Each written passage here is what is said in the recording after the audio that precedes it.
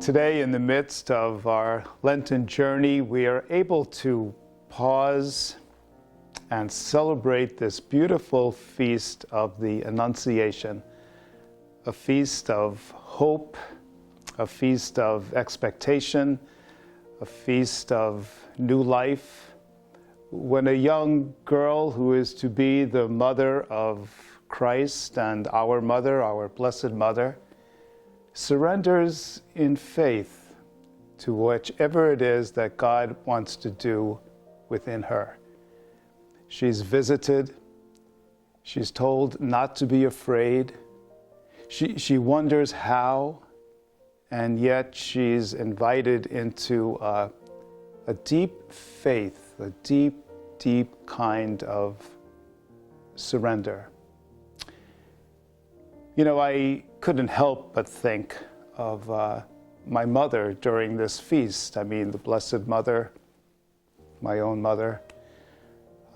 My mother was a wonderful, beautiful woman who gave me such a great life, and I'll always be grateful. She succumbed from the effects of Alzheimer's disease. And for those of you who have that in your family, you know that it's a little bit of a death every single day. And my mother she was an Irish step dancer with her other three sisters, the Ryan sisters. And she was also a secretary, great, keen mind. And I remember as her life went on and she became paralyzed by the disease and lived in a wheelchair. And then she began to forget and forget and forget. You know, how she surrendered to things that were so important to her. Her ability to dance and her ability to think. And she too became very afraid at the end.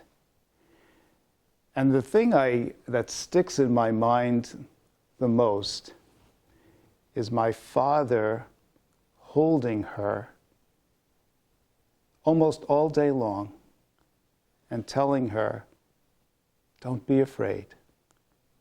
Don't be afraid. Don't be afraid. I'm here. It's going to be okay. Don't be afraid."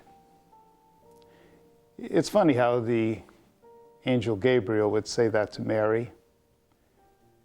It's throughout the scriptures where we're told not to be afraid, that whatever is happening, that if we surrender, that somehow in the mystery of God, it becomes new life.